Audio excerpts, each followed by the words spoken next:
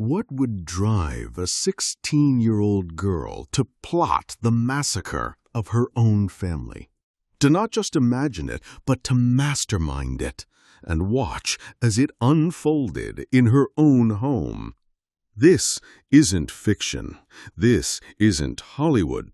This is the true story of Erin Caffey, a small-town Texas girl who transformed from a preacher's daughter into the architect of one of the most chilling family murders in American history.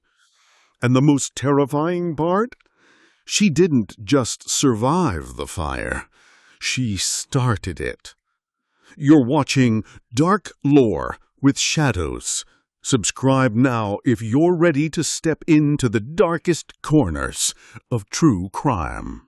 It was just past midnight on March 1st, 2008, when a quiet Texas night turned into hell. Inside the Caffey family home, flames roared through the walls, swallowing everything in their path. Amid the chaos, Terry Caffey somehow pulled himself out of bed, despite being shot 5 times. With blood pouring down his face and smoke choking his lungs, he forced his body through a bathroom window and collapsed outside. He dragged himself through the dirt, each movement tearing at his shattered body. Finally, he reached a neighbor's home nearly a quarter-mile away. Barely conscious, he banged on the door with his one working arm, determined to tell the world who had done this. And he knew exactly who it was. But what he didn't know was that the attacker wasn't just a stranger. It was someone much closer than he ever imagined. If this chilling start has you hooked, hit subscribe to Dark Lore with Shadows, where we uncover the darkest truths behind real-life horrors. Don't forget to like and share to spread this story. Before the fire, before the gunshots, before the betrayal, the Caffeys looked like the perfect family. Terry and Penny Caffey were devoted Christians, raising their 3 children in the small town of Alba, Texas. Their home was filled with faith, music, and prayer. They lived quietly, never drawing attention, the kind of family people called good folks. Their daughter, Erin Caffey, was just 16. To most, she was the image of innocence, the preacher's daughter, a church singer, and a bright-eyed girl who seemed to follow every rule her parents set. But what no one saw was the resentment simmering beneath that picture-perfect image. Erin was growing restless. She wanted more than the sheltered life her parents demanded. And when she found her first real boyfriend, a young man named Charlie Wilkinson, Erin saw her chance to break free. What started as teenage rebellion would soon spiral into a plan so horrifying no one could have predicted it. If you're drawn in by this unraveling of innocence, make sure you're subscribed to Dark Lore with Shadows, because the deeper we go, the darker it gets. When Erin met Charlie Wilkinson, she was only 16. He was 19, older, rougher, and nothing like the sheltered world her parents had built around her. To Erin, Charlie was freedom. He gave her the attention, the thrill, and the rebellion she craved. They fell into an intense teenage romance, the kind that burns too hot, too fast.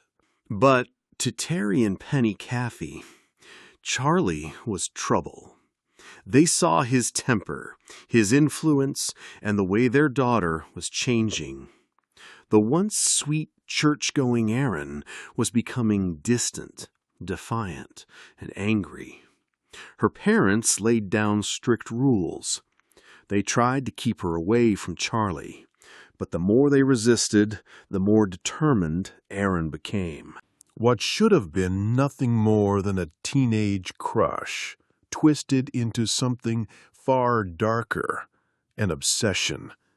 And when Erin realized her parents stood in the way of her and Charlie's future, she began to imagine a life without them. And that thought would soon turn into a plan. The breakup was supposed to be the end. On February 27, 2008, Erin told her parents she was finally ready to let go of Charlie, that she'd break it off at Bible study that night. For the first time in weeks, Terry and Penny felt a sense of relief. But they didn't know the truth. There was no breakup. There was no Bible study. There was only a plan. And Erin was the one who set it in motion. Fueled by anger and teenage obsession, she called Charlie, not to say goodbye, but to vent, to rage, and then to suggest something unthinkable. They need to die. Charlie tried to convince her to just run away, but Erin wouldn't budge. Her parents weren't just in the way. In her mind, they were the enemy, and the only way she could be free was if they were dead. So the planning began. Charlie brought in his friend Charles Wade, a 20-year-old with a dark streak. Erin promised there was cash in a lockbox. $2,000, maybe more, enough to make murderer sound like opportunity. And they'd need a getaway driver. That role fell to Charles's girlfriend, Bobby Johnson, who drove them all in a silver Dodge Neon toward the Caffey home, with death riding in the back seat. If you're still watching, you're deep in the shadows now. Hit subscribe to Dark Lore with Shadows and stay with us. The darkest part is still to come.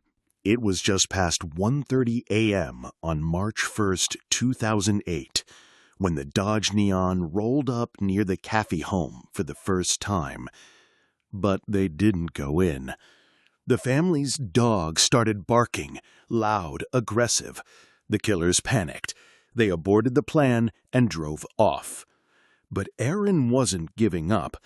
From the landline inside her home, she called Charlie again, then again and again, begging, whispering, promising, "I'll keep the dog quiet. Just come back." So they did. She slipped outside and met them at the end of the driveway, then climbed into the car. They drove around for nearly an hour, the four of them, talking through the plan one last time. Charlie claimed he'd tried to back out, that he begged Erin to run away with him instead. But Erin wouldn't hear it. She was calm, cold, focused. They returned to the house. Erin stayed in the car with Bobby. The front door was unlocked, just like Erin had promised. Charlie and Charles stepped into the quiet darkness, armed with a gun and a sword. What came next was a horror story, and it had only just begun. If you think this can't get any darker, think again. Stay with Dark Lore with Shadows. Like, share, and subscribe if you haven't already. What's coming will haunt you. The front door creaked open.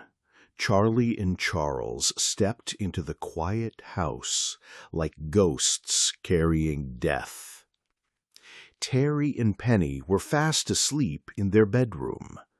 Charlie raised the .22 caliber pistol and opened fire. Terry was hit, wrist, arm, shoulder, face.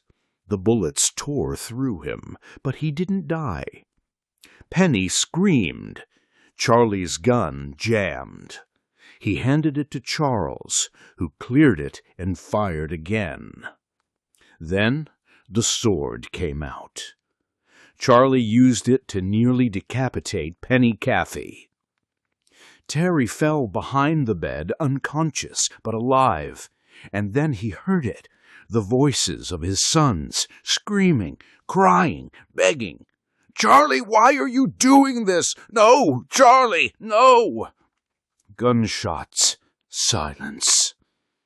Terry tried to rise, to crawl toward his children, but his body wouldn't move. The pain was too much, the blood too thick. Then smoke. The fire had begun. Somewhere in the house, flames danced over blood and bodies. Erin's little brothers, Matthew, 13, and Tyler, just 8, were gone. And so was she. This is where true horror lives, not in haunted houses or ghost stories, but in the evil we never saw coming. If you're still with us at Dark Lore with Shadows, we want to hear your thoughts. Could anyone have seen this coming? Terry Caffey awoke to a nightmare still unfolding. His face was soaked in blood, his lungs filled with smoke. The fire had spread fast, too fast.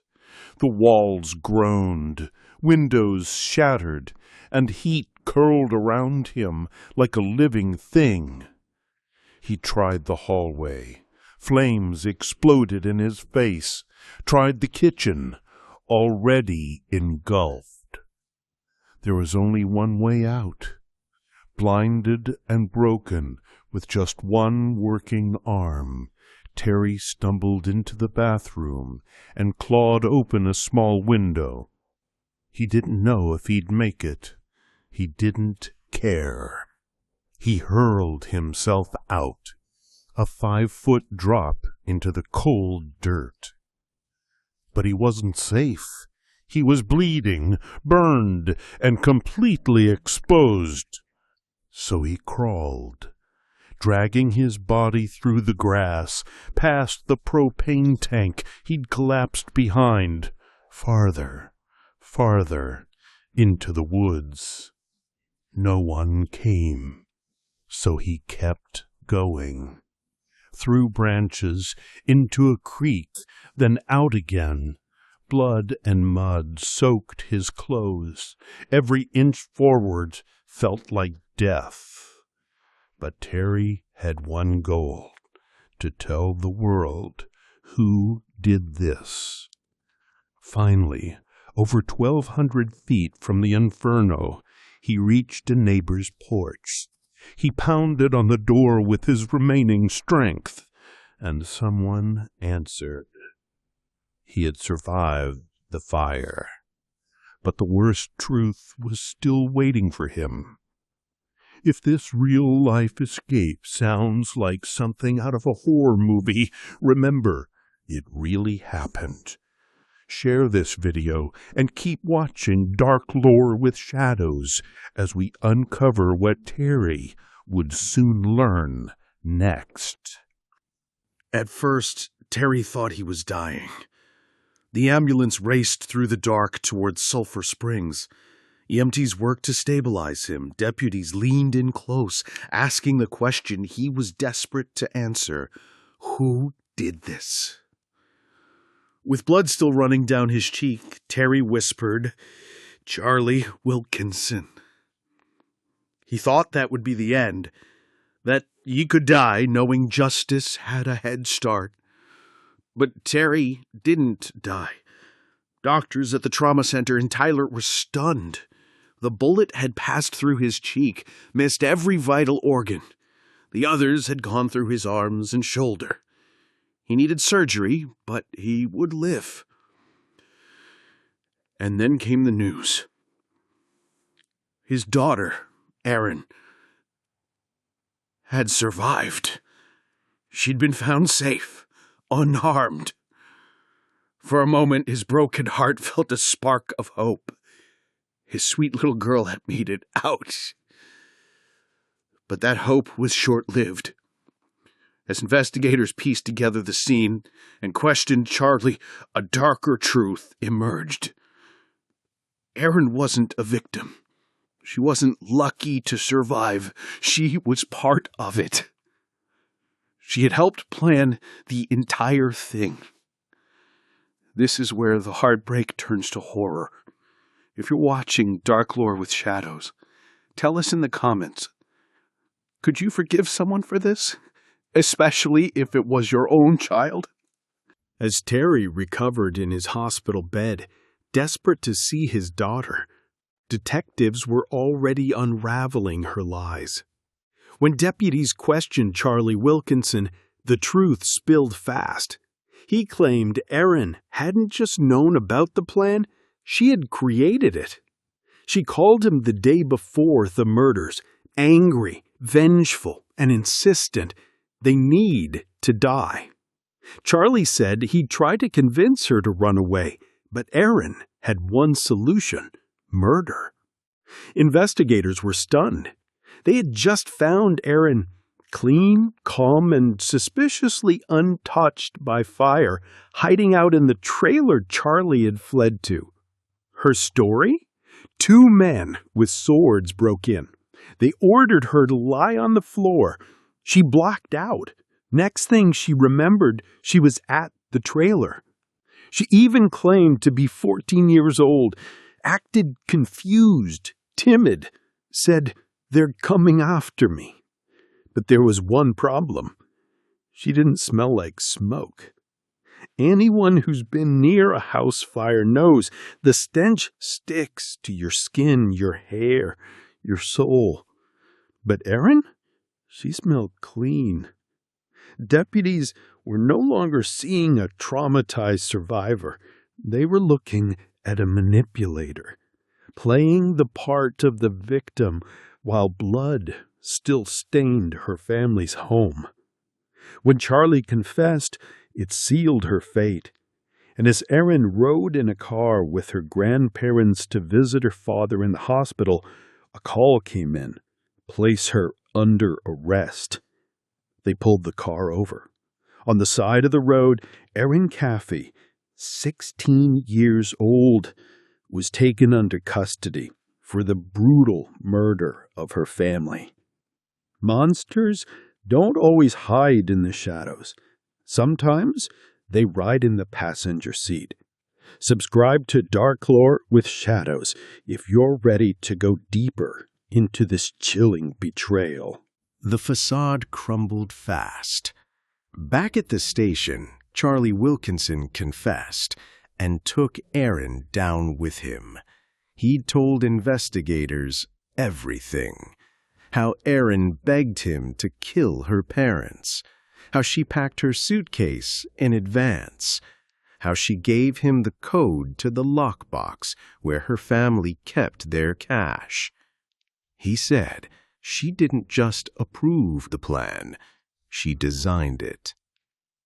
At first, Erin clung to her lie. She insisted she was a victim. She said she was kidnapped, drugged, forced to go along. But science told another story. Toxicology came back clean. No drugs, no alcohol, no injuries, no smoke on her clothes. She hadn't been in that burning house, not even for a moment. Then came the phone records. 6 calls from Erin to Charlie before the attack. 7 more after the first failed attempt. Not just quiet support. She was begging him to come back. And the most disturbing part, after the murders, after the fire, Erin and Charlie were dropped off at a trailer where they had sex. But used condom found at the scene confirmed it. Her family had just been slaughtered, and she celebrated it like freedom. More witnesses came forward. A former boyfriend revealed she'd asked him to kill her parents, too. Same idea, same motive. This wasn't a moment of weakness. It was a pattern. Evil isn't always spontaneous. Sometimes it's calculated, rehearsed, and wearing a teenage smile. If this story has you stumped, drop a comment below. And don't forget to like and subscribe to Dark Lore with Shadows for more truth darker than fiction. By the time Erin Caffey stood before a judge, the truth was undeniable. She wasn't brainwashed. She wasn't drugged. She wasn't forced. She was the mastermind. The prosecution painted her as the architect of the murders, the one who manipulated love into violence, who exploited teenage devotion to destroy an entire family. The evidence was damning. Phone records, confessions, the pre-packed suitcase, the lockbox code, and her actions after the crime, chillingly calm, even celebratory. Despite being only 16, the judge ruled she would be tried as an adult. That meant life, not death, but no mercy either. Charlie Wilkinson and Charles Wade, both adults, faced life without parole. Bobby Johnson, the getaway driver, took a deal, 20 to 40 years. But Erin, that's where things got complicated. Terry Caffey, the man who lost his wife and 2 sons, the man who barely survived, did something most couldn't imagine. He forgave her.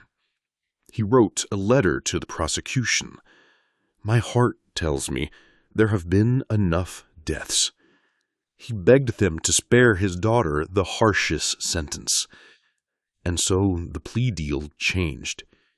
Erin received 2 life sentences plus 25 years, making her eligible for parole at age 59. She was sent to a women's prison in Texas, a long way from the small town of Alba, and even farther from the innocence she once portrayed. But the question still haunts many to this day. Did Terry forgive his daughter? Or was he still being manipulated by her? Forgiveness may heal some, but it can also blind. What would you do if your own child orchestrated your family's murder? Let us know in the comments, and stay with Dark Lore with Shadows as we head into the final, most disturbing chapter. Years after her sentencing, Erin Caffey's story did not fade quietly into the prison walls. Instead, it resurfaced in front of television cameras. In 2014, Erin sat across from Dr. Phil McGraw. When pressed, she reluctantly admitted that she had asked Charlie Wilkinson to kill her parents. But even then, her words were evasive, her phrasing vague, like the truth was being dragged out of her, piece by piece. 2 years later, in a 2016 interview with Piers Morgan, Erin once again acknowledged her responsibility. And yet even those admissions seemed wrapped in hesitation, denial, and manipulation. It was never a clear acceptance, as if Erin could not or would not fully face the weight of her choices. Meanwhile, her father, Terry, the man who lost his wife and 2 sons, clung to forgiveness. He insisted Erin had been manipulated by Charlie, that her role had been minimal, but the evidence, the calls, the planning, the suitcase, even past boyfriends who said she asked them the same dark question, tells another story. In the end, the most chilling part may not be the murders themselves, but the way Erin still clouds the truth, and the way her father still cannot let go of the hope that her daughter is not the monster she appears to be. What do you think? Was Erin Caffey the mastermind manipulator, or a lost teenager consumed by forces bigger than herself? Comment below with your thoughts, and don't forget to like and subscribe for more true crime stories where the darkness still lingers. The story of Erin Caffey is more than a tale of teenage rebellion gone too far. It is the story of how love can blind, how manipulation can poison, and how denial can endure even in the face of undeniable truth. A father forgave his daughter, even as the evidence painted her as the architect of his family's destruction. A community was left to ask how a sheltered girl, raised in faith and family, could orchestrate such horror. And Erin herself, decades later, still speaks in half-truths, as though even she cannot confront the full weight of her actions. In the ashes of the Caffey home, we are left with questions that may never be answered. Was this the story of a controlling boyfriend dragging a girl into darkness, or of a daughter who turned her family into a target and convinced others to pull the trigger? Evil doesn't always wear a mask. Sometimes it smiles like family. If you found this story chilling, subscribe for more true crime tales where the line between innocence and manipulation is never clear.